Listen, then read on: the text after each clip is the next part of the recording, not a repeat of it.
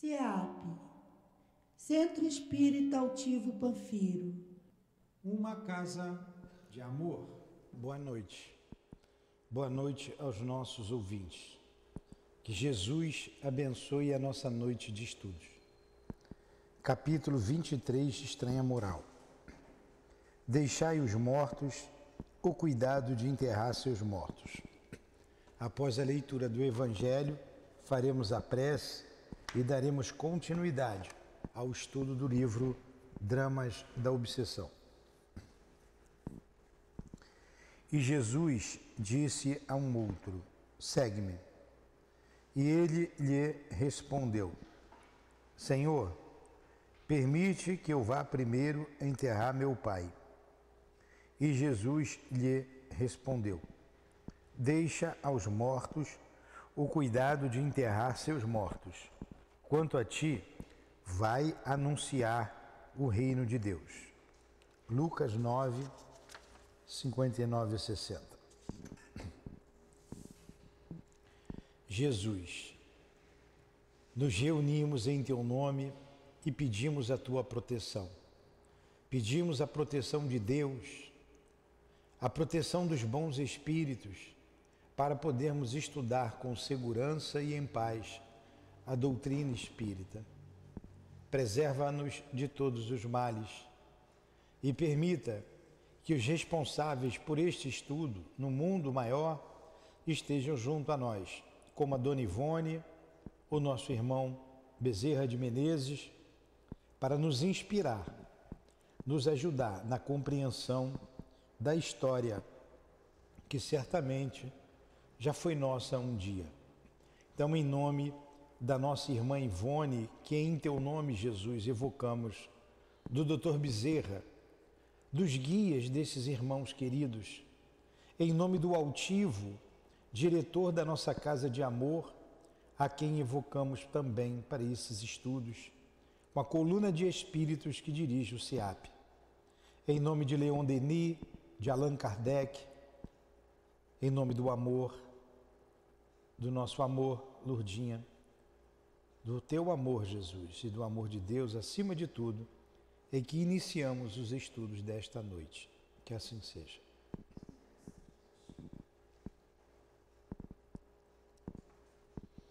Então vamos lá.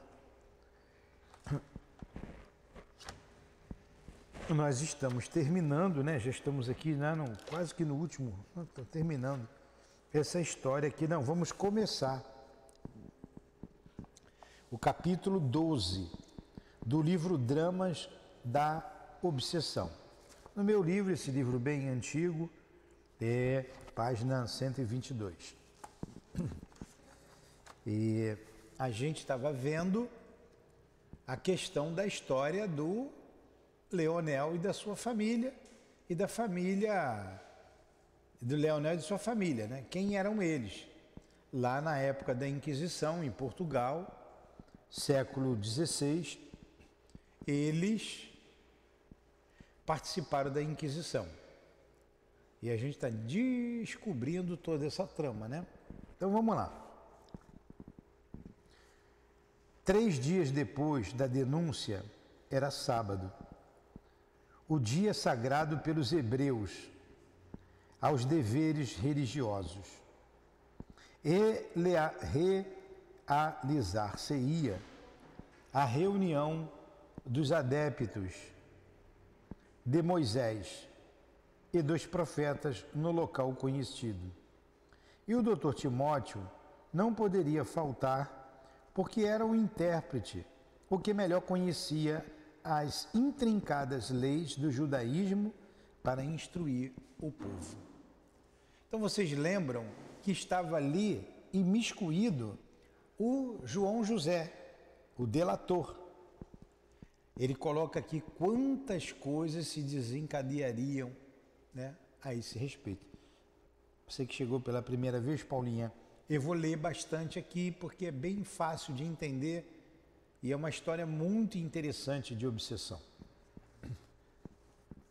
Desusada movimentação verificava-se na chamada Casa da Inquisição, isto é, na sede da instituição, pois que o inquisidor mor, o vice-inquisidor, seus adjuntos, a milícia do Santo Ofício e até os soldados, dá até medo em falar, né? O Santo Ofício, né? Até hoje ainda dá medo de falar, né? E até os soldados do rei encontravam-se apostos para a batida daquela noite, numa sinagoga clandestina que acabara de ser denunciada, a fim de se lavrar o flagrante dos falsos cristãos. Agora você vê, vão perseguir porque não pensa como eles, com a mesma crença. Primeiro obriga que eles se batizem e façam parte da igreja. É o capítulo 12, X, 2 pauzinho, está começando ali. 122 desse livro teu aí, que é velho igual o meu. 122. Então, vão com um soldado, vão prender, porque são falsos cristãos. Meu Deus, que absurdo. Claro. E você vê hoje a mesma perseguição com aqueles que não comungam do mesmo partido político. Quanta morte, quanta dor, quanta traição, quanta prisão, coisas descabidas. A gente está vivenciando esses tempos da Inquisição, da Revolução Francesa, né? Você vê o quão pouco o homem progrediu moralmente, o quão pouco o homem caminhou.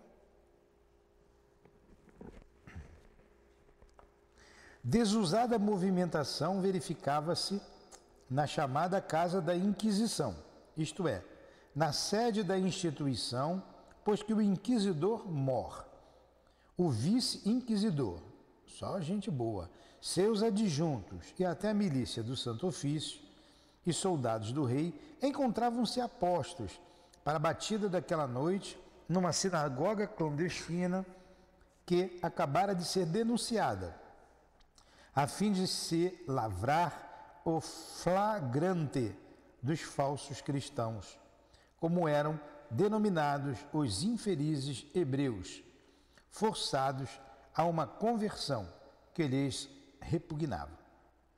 João José entrava e saía, febricitante, do sinistro edifício, delator por ambição ao ouro, malévolo, possuído de odiosas alegrias ao prelibar o gozo ignóbil de embolsar respeitável quantia após a conclusão do serviço. Até que a noite caiu e começaram a se reunir na dita sinagoga os judeus cujos corações revoltados procuravam lenitivo na evocação da antiga crença que lhes embalara a infância. O doutor Timóteo lá estava à cátedra, investido do seu ministério de intérprete da lei. Quando pancadas soaram nos portões, repetidas e aterrorizantes, seguidas de arrombamentos de portas, com alavancas, barras de ferro e etc. E a invasão dos soldados do rei e do Santo Ofício. Alguns daqueles infelizes, espavoridos, tentaram a fuga, mas a casa inteiramente cercada era invadida de todos os lados, sem alaridos, sem rumores inúteis, porque a Inquisição era discreta, sabia agir em silêncio, dentro das sombras da noite e adentro dos muros das suas prisões, sem repercussões perturbadoras da ordem. O pelotão, porém, era comandado ou orientado por 3 dominicanos encapuzados e mascarados, a fim de não serem reconhecidos. Mas, em vendo-os, Aboabe majestoso, altivo, e provando na hora derradeira o orgulho da sua raça, reconheceu-os imediatamente e exclamou: "Oh, sim, prendei-me, senhor Dom Frei Ildebrando de Azambuja. Agradeço a honra que me concedeis vindo pessoalmente aprisionar o vosso anfitrião e amigo, em cuja mesa vos regalastes de bebidas e comezainas, como os porcos o fazem em suas pocilgas. Para o inquisidor mor, a atitude é tão comezinha quanto é o próprio caráter da instituição e dos seus funcionários. Possuís criados e soldados. Deveríeis antes vos terdes conservado em vosso posto de comando do que no teu lacaio, do que no de lacaio de um rei infame." Ele reconheceu o Ildebrando e os outros dois padres ali, né? Virou-se para os companheiros de ideal religioso e prosseguiu: "Apresentai-vos o inquisidor mor de Portugal, Dom Frei de Ildebrando de Azambuja. A ele ficaremos devendo as desgraças que sobrevierem sobre nós e nossa descendência. Chegai, Fausto, Cosme de Mirandela." Eram os dois outros padres, o Fausto e o Cosme, né? "Chegai, Fausto, Cosme de Mirandela. Chegai, sacrílegos e obscenos irmãos, incestuosos e hipócritas, que aviltais a própria crença no afirmardes que a professais. Prendei-nos, blasfemos, que desonrais o próprio nome do Santo dos Santos", que é Deus, né? "Ao proferi-lo, ó réprobos dos infernos." Pô, os caras já vão prender ele fala isso para eles, né? Mas a gente que é gente, a gente fica assim, puxa vida, né? Se eu tivesse lá, mas tem que ter coragem para fazer isso também, né? "Prendei-nos, blasfemos, que desonrais o próprio nome do Santo dos Santos, ao proferi-lo. Ó réprobos dos infernos, eu vos amaldiçoo do alto desta cátedra sagrada, da cátedra do povo de Israel, que difundiu entre os homens a crença e a confiança no verdadeiro Deus Todo-Poderoso, investida de uma autoridade que os milênios não apagam. Amaldiçoo-vos, e se a alma de um homem se perpetua realmente depois da sua morte, tereis a minha e a dos meus filhos, meu sangue e minha carne, que ides sorver e devorar, acompanhando-vos quais sombras vingadoras que vos perseguirão pela consumação dos ervos." Ó. E foi o que aconteceu, né? Foi o que aconteceu. As mulheres presentes prorromperam em prantos e lamentos compungentes, certas do que as aguardava na casa da Inquisição, enquanto Aboabe terminava a maldição. "Sei que a fogueira aguarda a mim e aos meus filhos, mas ouvi, malditos, antes que a tortura dos vossos subterrâneos emudeça a minha língua. Jamais admiti a vossa crença, odeio-a como odeio a vós outros. Por amor dos meus filhos, apenas fiz o que aceitei, quando a vossa tirania me impôs. Porém, desprezo-a, como a vós desprezo, porque uma crença que induz os seus adeptos aos crimes e vilezas que praticais não é uma religião, mas a mais absurda e execrável das heresias, cuja cruel atuação será a vergonha da posteridade, que vos há de julgar e condenar, como hoje julgais e condenais homens indefesos, vossos compatriotas, que nasceram sobre o mesmo solo e vivem sob a mesma bandeira. Ele fala como o Espiritismo fala, né? Que a melhor religião é aquela que faz mais homens de bem. E essa aí fazia o mesmo. Pois é. Disse-o e cuspinhou no chão em direção a eles, com nojo e escárnio, ato que, entre os da sua raça, era a suprema afronta, o mais vil insulto. Lembra quando se dizia raca e cuspia no chão? Isso aí que ele fez. Não mais logrou, no entanto, sequer o tempo necessário para ultimar o ultraje, porque soldados caíram sobre ele, a um sinal do inquisidor mascarado, que não se dignara pronunciar uma única palavra. Manietaram-no, espancaram-no, retiraram-no do interior da casa amarrado a cordas e, arrastando-o pelas ruas, de encontro às lajes incertas, como se o fizessem a um trapo desprezível. Blasfemavam insultos, enquanto os gêmeos de Mirandela, correndo o encalço dos verdugos que o arrastavam. Sinistra comitiva de uma abominação que o homem odierno não chegará a bem compreender. Vociferavam, excitados, coléricos. Poupai-o, poupai-o, queremo-lo vivo e bem vivo. Precisamos que ele viva, bem vivo. Ó, queria vivo para poder torturar.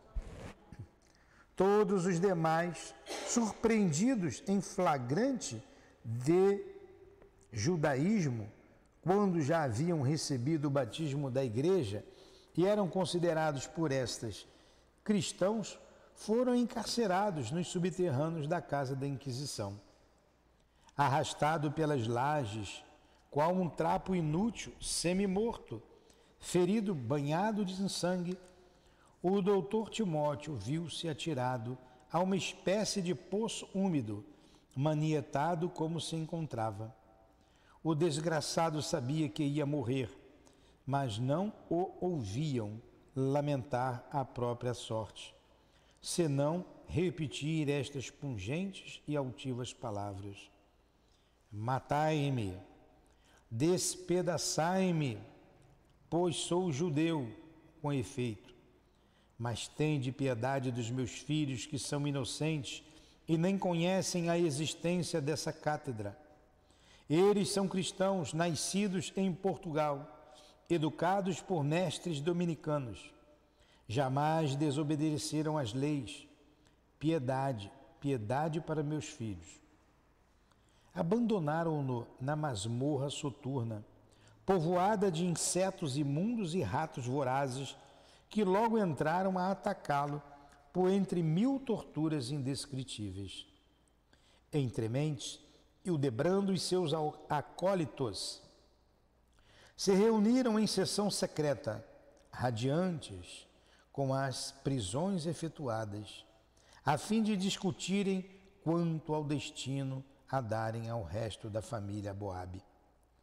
Prendamo-los a todos, incitavam Fausto e Cosme, cujas opiniões eram idênticas em quaisquer circunstâncias.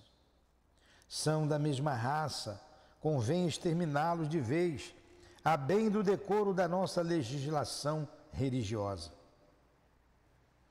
Legalmente não o podemos fazer, visto que não existem suficientes razões. Ao demais, são 2 horas da madrugada. Aparteou alguém da diabólica assembleia, ainda não de todo corrompido.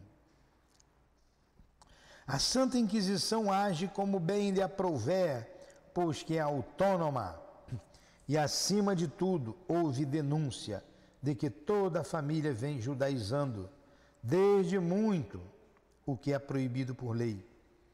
E esta nos dá o direito de uma devassa, em regra, no domicílio suspeito. Acudiu Frei Hildebrando, afetando zelos pela Inquisição, mas, a rigor, premeditando algo deplorável em torno da infeliz Esther. De outro modo, uma vez Silvério aprisionado, assistir-nos-á o direito de confiscar-lhe os bens. Acudiram os gêmeos, ambicionando o que ainda restava da mansão cobiçada. Sim, voltou a Zambuja, confiscar-lhe-emos os bens. Aquele miserável judeu é riquíssimo, embora tente convencer que se encontra arruinado. São 2 horas da madrugada. Convém devassarmos o domicílio agora, a fim de evitarmos alaridos e escândalos com a luz do sol.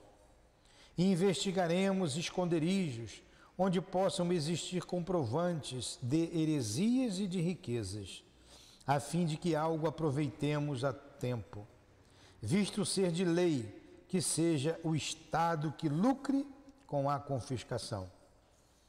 Quanto àquela jovem, a menina Mariana, bem resolveremos depois o seu destino. Foi educada por irmãs dominicanas. Incumbo-me dela. Sem vergonha, né?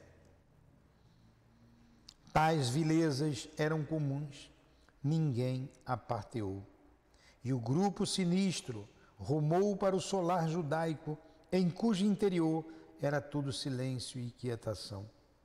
Não obstante, velavam ainda os seus habitantes, porquanto, inquietos com a prolongada ausência do seu querido chefe, Esther e os primos pressentiam algo temeroso, delineando-se sobre suas cabeças. Subitamente perceberam vozerio e bulha incomum no pátio da entrada principal. Acorreram curiosos às rótulas das janelas e recuaram apavorados. A luz vermelha e crepitante de tochas sustentadas por pajens batedores, 5 soldados armados e 5 clérigos mascarados com grandes capuzes entravam pela porta principal da residência, como conviria a autoridades, guiados por João José, que lhes abrira os portões e agora descerrava serenamente a porta do edifício, secundado pela mulher. Olhe o João José, grande traidor. Espavoridos, os 2 jovens, Saulo e Rubem, procuravam ocultar-se pelo interior dos armários, sob as camas e os aparatos, enquanto Esther tentava serená-los e detê-los, exclamando com heroísmo e ânimo viril: mantenhamos ao menos a dignidade de enfrentarmos o martírio com serenidade, para morrermos com heroísmo, sem jamais patentearmos pusilanimidade diante dos algozes. Ao passo que Saulo gaguejava, trêmulo de terror e de revolta ante a arbitrariedade que os violentava. Não poderão prender-nos a uma hora dessas, sem que cometêssemos delitos que justificassem tal violência. Não podem, não cometerão tal iniquidade. Temos o direito de defesa e justificativas que a lei nos concede. Tratar-se-á, porventura, de ódio particular, de perseguição oculta à revelia da lei? Meu Pai, ó Senhor e Pai, socorrei-nos, socorrei-nos, misericórdia, ó Deus eterno, pois somos daqueles vossos legítimos filhos, da raça dos vossos santos profetas. É a Inquisição que nos vem prender, ó Deus. É a tortura, é a fogueira, o fogo, ó fogo. Irão queimar-nos vivos, como fazem aos demais? Ó meu pobre irmãozinho, querido Rubem, foge, Rubem, foge para qualquer parte, que já estaremos desgraçados. Socorro, socorro! É a Inquisição que chega. Os frades, os inquisidores, Deus do céu, são os dominicanos. Abraçaram-se os dois irmãos, excitados e aterrorizados ante o que viam, derramando copiosas lágrimas, prostrados de joelhos, sem bem compreenderem o que faziam, enquanto Esther, junto deles, envolvia-os num só abraço, como desejando protegê-los contra o perigo iminente, pois já os perseguidores entravam violentamente no recinto pela porta aberta, com estrondo pelo servo infiel. À vista de Esther, tão bela, tão altiva e indefesa entre os primos, moralmente ainda mais frágeis do que ela, os algozes tiveram um instante de indecisão, como se algo que em suas consciências se envergonhasse da soez atitude que tomavam, devassando indebitamente um lar respeitável, onde poucos dias antes ainda eram recebidos como amigos. A jovem, porém, reanimada, ergueu-se e, fitando-os com dignidade e brandura, interrogou: poderão informar-nos, senhores, da razão desta violência? Frei Hildebrando aproximou-se, mascarado, deixando-se reconhecer, no entanto, pelo indisfarçável tom vocal. Descansa, querida menina, exclamou, afetando bondade assaz suspeita, e confia em nossa proteção. Nada desagradável sucederá a ti se concordares em ser razoável e obediente, pois apenas desejamos a tua felicidade pessoal. A lei, porém, impõe-nos o ingrato dever de uma busca neste domicílio, porque houve denúncia de que aqui se pratica o judaísmo. Aproximou-se mais e tocou-a no braço, num gesto ousado, protetor. A jovem desvencilhou-se e ele prosseguiu: ficarás sob minha tutela, no convento das boas dominicanas. Nada terás de recear do tribunal da nossa santa instituição. Afianço-te, porque o tribunal sou eu.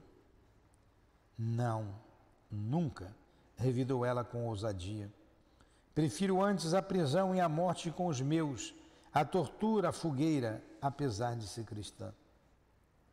Correu para os primos, com eles abraçando, enquanto riam, desdenhosos, os sinistros invasores. Eis, porém, que fora iniciada a inspeção no domicílio. Revolveram-se armários, cofres, arcas. Em verdade, estabelecia-se o saque, a reveria da lei, pois ambiciosos e avaros convinha sempre aos magnatas da Inquisição invasões noturnas dessa natureza, a fim de burlarem a lei civil ou o governo no tocante aos bens que por estes seriam confiscados após a condenação. Cerimônias estas levadas ao cabo invariavelmente, sob rigorosa formalidade, dita ou considerada legal. Mas, do que encontravam, então, de valor, Hildebrando e seus comparsas se apossavam, como quaisquer roubadores inescrupulosos, afirmando tratar-se de bens heréticos e macabros, que a piedade cristã aconselhava serem convertidos em espórtulas às igrejas e aos desprotegidos da sorte, a fim de contribuírem para o alívio das almas dos seus infiéis possuidores, que se achavam caídos em pecado mortal. João José insistia junto deles, insofrido e excitado. Procuremos no jardim as provas de heresia, reverendíssimos. É no chafariz do tanque que se encontra o esconderijo. Existe lá o livro herético dos judeus, o qual antes aboabes veneram e discutem aos domingos como fariam nas sinagogas. Pô, que tristeza, né? Procuremos as provas. E realmente encontraram.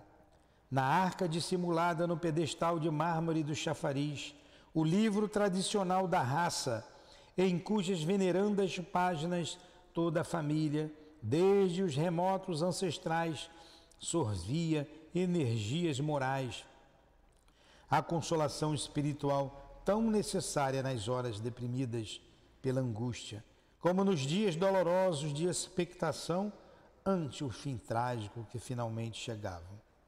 O próprio Rubem, premido pelas odiosas imposições da sinistra comitiva, houve de desvendar o segredo da abertura, visto que não souberam decifrá-lo os homens do Santo Ofício. E fê-lo banhado em lágrimas o infeliz rapaz, a si mesmo considerando traidor por haver deposto nas mãos dos mais terríveis inimigos da sua raça o penhor religioso venerado por todos os hebreus. Frei Cosme esbofeteou-o, vendo-o relutar em entregar o precioso texto. E o pobre adolescente, irritado, os nervos exaustos por uma expectativa prolongada e uma revolta exacerbada, investiu para ele, constatando que tomavam o livro.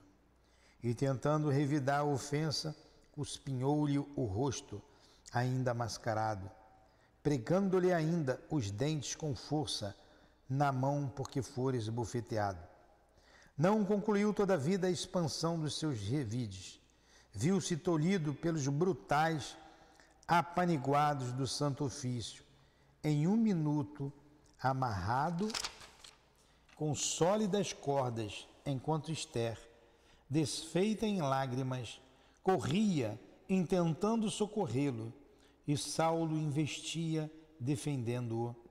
Mas igualmente no curto espaço de alguns instantes, viu-se a jovem amordaçada e amarrada, carregada pelos braços pulsantes de um sequaz de Hildebrando, metida dentro de uma carruagem fechada, onde em seguida tomou lugar este mesmo célebre e cruel inquisidor, rodando para local ignorado por ela.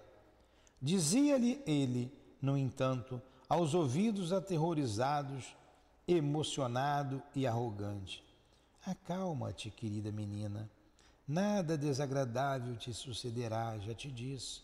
Sou o homem mais poderoso de Portugal. O próprio rei curva-se em minha presença. Amo-te e quero-te como um insensato, como um louco, e tu estás sob minha proteção.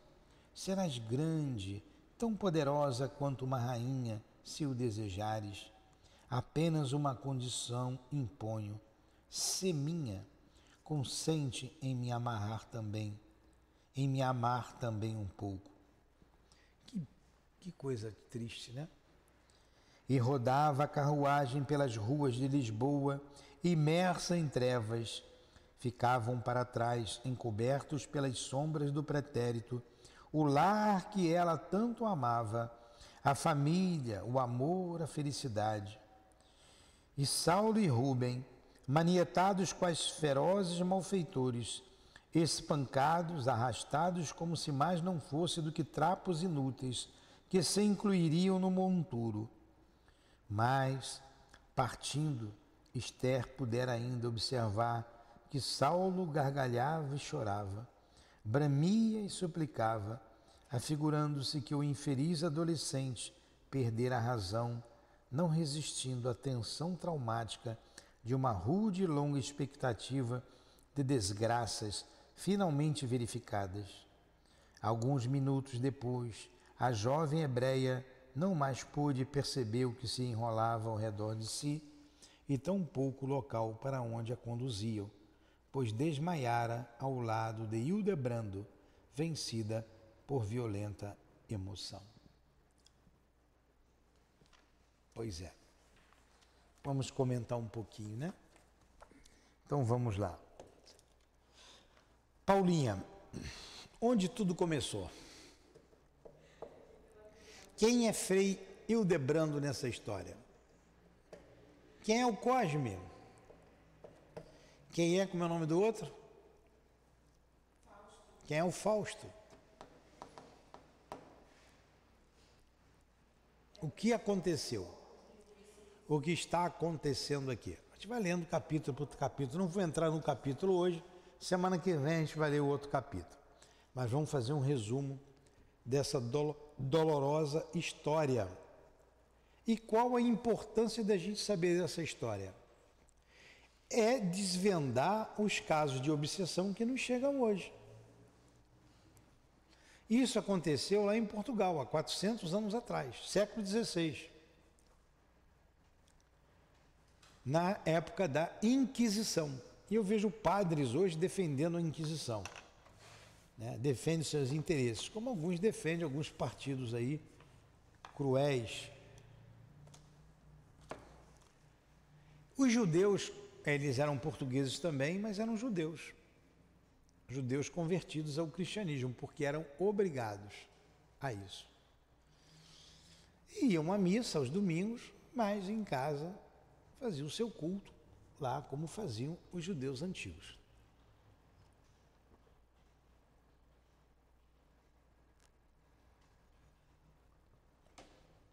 Cada um se batizou com o nome cristão. A família era contida do Aboabes, que teve o nome cristão de Timóteo. Muito bem. Quero saber se vocês guardaram. A Esther se batizou com o nome de Mariana. E os dois irmãos, Rubem, os três irmãos, Rubem, Saulo, falou aqui agora, os três irmãos. Então era a família do pai, da Esther, que era a sobrinha dele, e os três irmãos. A Esther estava prometida em casamento ao mais velho. E a esposa desencarnou pela santa, entre aspas, Inquisição. Desencarnou por isso. Era uma família que vivia bem, tinha umas condições financeiras boas, mas era constantemente acharcada pelos padres. E o Frei Hildebrando era o inquisidor mor, que tinha ambição nas coisas da família Boabes e tinha desejos pela filha, pela Esther. Nova, menina, não me lembro a idade dela, 14 ou 15 anos, nova. 15 anos, uma menina. Você viu ele na carroça aqui, né, falando essas asneiras para a menina. E ela estava prometida a outro. Até que um dia lá, ele fez uma gracinha lá para a moça, e o rapaz, que seria o noivo dela, falou umas bobagens para o Frei, acabou a amizade. Todo domingo o Frei ia lá com os outros dois padres comer, beber e pedir dinheiro para a igreja. Comer, beber, pedir dinheiro para a igreja. Ele já estava ficando quase que sem nada, sempre dando. Mas ele agia assim também à espreita de acontecer alguma coisa para ele prender ele. Eu posso terminar aqui? Ah, tá. Comer, beber e ir embora. E sempre de olho, porque ele não confiava na família de judeu, nem os judeus confiavam nele. Irmão para lá, irmão para cá, amigo para lá, amigo para cá, mas ninguém confiava em ninguém. O próprio Aboab sabia que de uma hora para outra ia dar ruim aquela situação. E o Frei também, como disse aqui a Conceição, doido para pegar um furo deles. E depois desse problema, se afastaram. O pai resolveu então, como foi o mais velho, o noivo da menina, que falou umas bobagens lá para o Frei, fez com que ele fugisse de Portugal, saísse de Portugal indo para Itália, onde a Inquisição não tinha o poder que tinha em Portugal e em Espanha. Fez isso, mandou a carroça, confiando numa senhora, como é o nome dela? Acho que era você, Sandra, mas como é que era o nome dela? Você é a encarnação dela, como é que é? Madame... Como é que é o nome dela? Madame... Eu vou falar Lola, é um outro nome. Acho que começa com ela. Foi até a casa dessa moça, porque ele confiava nela, nessa ele confiava. Ela era católica, era amiga, ela cuidou, foi a madrinha da menina, então ele confiou a menina a ela, ó, cuida dela, cuida da minha menina, protege a minha menina, porque Frei Hildebrando está de olho nela, não, pode ficar, deixa ela comigo, vai ser bem tratada, nada vai acontecer a ela. Aí ele informa para a moça, conta tudo o que aconteceu. Faro, né? Maria de Faro, então acertei, Maria de Faro. Conta tudo para ela. Fica aqui com a menina. Ela, tudo bem. Ela chegou e falou assim, não, vou fazer isso mesmo. Foi, chamou lá o Frei Hildebrando, escreveu uma carta e denunciou. Ó, o Aboab já mandou o filho, já está em fuga para a Itália, saiu daqui há 2 dias, a menina está aqui em minha casa, é meu dever falar para a Santa Igreja, blá, blá, blá, blá, blá, blá, blá, blá, blá, blá, blá, blá. Aí foram atrás do garoto, prenderam o garoto, o pai nem sabia, falei, vamos prender o pai. E nisso ele infiltrou o João José com uma mulher na casa deles. O que esse João José fez? O João José foi lá e disse que também era judeu convertido, que estava desempregado, que veio da Espanha, fugindo da Inquisição.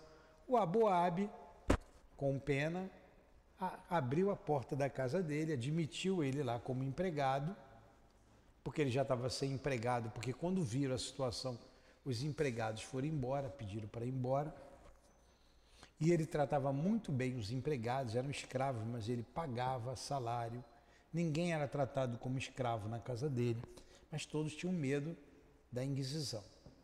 Eles vieram, mas foram colocados ali por Frei Hildebrando, ó, espião. Vigiavam tudo. E ele descobriu onde é que estava o livro dos judeus, lá a Bíblia, né, o Antigo Testamento, e delatou tudo. A partir daquela delação, numa sinagoga de reunião de domingo, que ele também espionou, foi até o padre, ó, delatou tudo. Que tristeza, esse é o pior de todos eles, né? Delatou. Ó, aconteceu isso. Ele até coloca aqui. Ele não sabia das consequências disso aí, como ele se arrependeu depois, né? Ponto. Aí, o padre inquisidor mor, que até o rei estava lá junto dele, foi lá, junto de capuz, e prendeu todo mundo. Aí a gente viu aqui o Aboab falando, é você que está encapuzado, Frei Hildebrando, falou aquelas coisas todas para ele, cuspiu no chão, foi preso e levado para as masmorras da igreja, no subterrâneo, que era um lugar imundo, cheio de insetos e ratos, os ratos eram famintos, e lá também tinha diversos instrumentos de tortura. Ponto. Até aí vocês viram. Só que isso foi há 400 anos atrás. Ele aqui, o doutor Bezerra, o guia do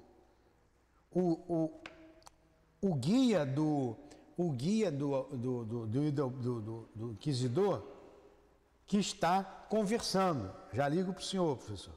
O guia dele que está narrando, o guia do Leonel, tá? Quem era o Leonel? Paulinha, estou falando contigo, olha para mim. Se ficar conversando com ele, né, eu não conto mais. Que ela já sabe. Mas o que eu estou contando, estou resumindo, é metade do livro. Agora, onde é que começou tudo isso? A dona Ivone recebeu uma carta de uma pessoa amiga pedindo socorro para uma família de miserável aqui no Brasil, lá no Rio Grande do Sul. Foi no século passado, não tem muito tempo isso. 1900 e pouco, está aqui, né, quando o livro foi escrito. Uma família pedindo ajuda, ela pedindo ajuda para uma família de miseráveis. O marido, a mulher e 10 filhos. O marido tinha se suicidado com um tiro na cabeça. A filha mais velha tinha se suicidado com veneno. O outro filho tinha se jogado debaixo do trem. Mãos ágeis, tirou rapidamente. E toda a família estava empavorosa e todo mundo ia se suicidar. O doutor Bezerra tomou conhecimento e foi ver a situação. Que situação é essa? Chegou lá naquela família, estava o Leonel com um tiro na cabeça, contou lá a história por que ele deu o tiro na cabeça, não vou entrar nos detalhes para não prolongar mais. Ele se matou porque desviou uma quantia de dinheiro e, insuflado pelos espíritos, as vozes, ele acabou se matando. A menina tomou veneno pela mesma coisa e o outro, e assim ia todo mundo. Pronto. Qual é a situação? Vamos tirar daqui o suicida, trouxe o suicida aqui para o SEAP, mas não, já não tinha um SEAP ainda não. Levou o suicida lá para casa, lá para ser tratado. Vai ter o tratamento aqui, você vai ver só. Levou o suicida para lá, dos judeus. Tirou os suicidas dali para melhorar a situação, pegou o grupo de obsessores e levou também para a casa espírita, para o tratamento. Vai ter uma reunião mediúnica aqui, daqui a pouco, com esses obsessores. E quem era a família? Quem era a família? A mãe lutando sozinha, trabalhando lá com os filhos, desesperada. Quem era a mãe? A Maria de Faro. Maria de Faro. Quem era o pai que se matou? O Frei Delbrando. Quem era a menina? O Frei Cosme, era o Cosme. Tanto que ele fala aqui, você vê, eu conheci esse padre aí vestido de mulher em qualquer hora, todo desengonçado. É um dos dois. Não, é o padre, é o Cosme. Eu não sei qual é o José, não. Então, aquele grupo de dali, são todos esses delatores, o grupo está ali. Os padres, o inquisidor Mor, a mulher que entregou, o João José, está todo mundo ali, um grupo que delatou. Quem são os obsessores? Agora mudou o jogo. São os que foram torturados, esses que a gente está contando aqui, a família Aboabes. O Aboabes e os 3 filhos, que estão perseguindo e queria que eles se matassem. Você vai ver direitinho agora, tem umas coisas muito interessantes no próximo capítulo. E quem é a Esther? A menina foi a única que perdoou. A menina se afastou do grupo porque ela era cristã, bondosa, perdoou, então ela não ficou mais naquela situação, tentando ajudá-los durante 400 anos. Somente depois de 400 anos houve a possibilidade de ajuda. Quando você pega o livro O Evangelho, capítulo 5, quando ele fala causas atuais das aflições, ele diz assim, o mal não está no ato em si, mas nas consequências desse ato.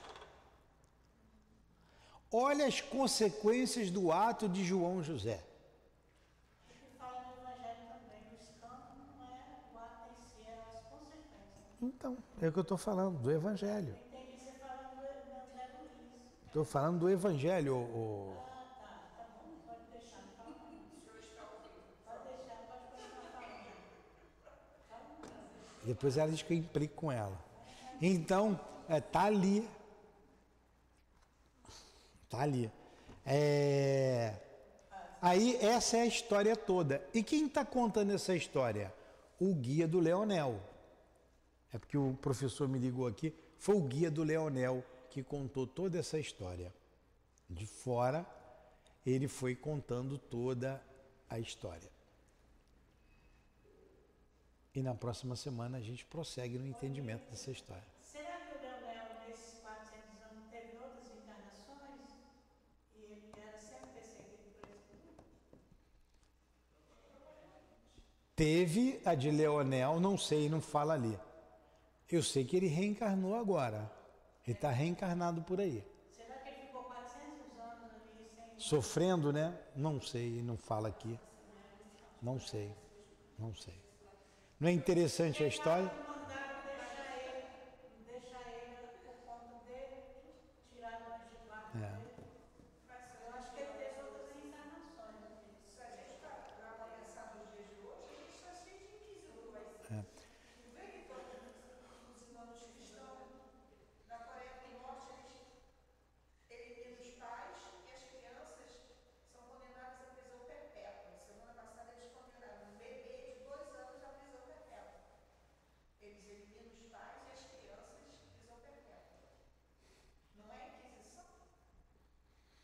Pois é. Estão vendo? Ela está dando uma notícia que lá na Coreia do Norte estão querendo fazer o mesmo aqui.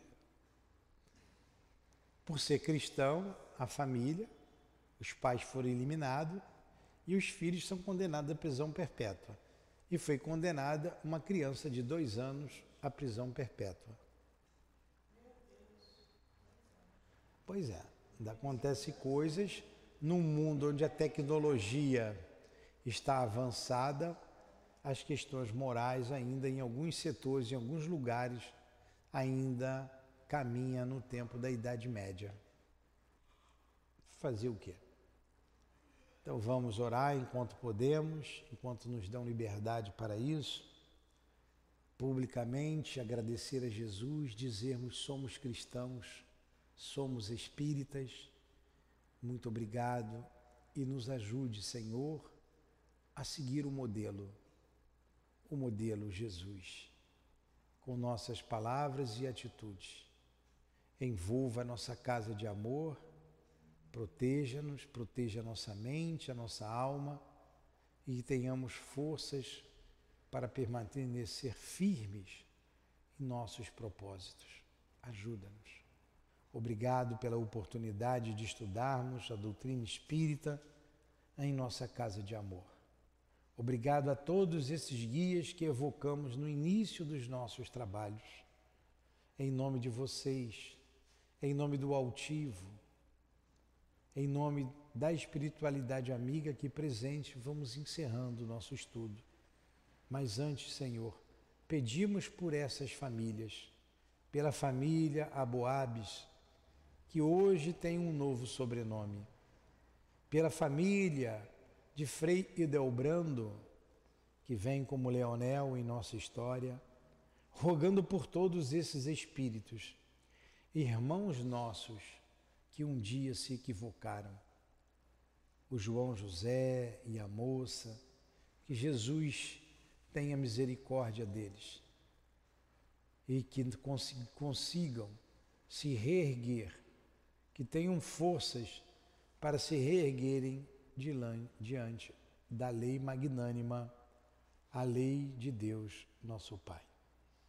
Somos todos, Senhor, necessitados de perdão, da Tua ajuda. Somos todos necessitados de esperança. Então, por esses irmãos, pelos suicidas que aqui foram trazidos a nós, paz e esperança. Então, em nome do altivo, em nome da espiritualidade amiga que dirige o SEAP, em nome do amor, em nome do nosso amor, Lourdinha, do teu amor, Jesus, e do amor de Deus acima de tudo, encerramos os estudos da noite de hoje. Que assim seja.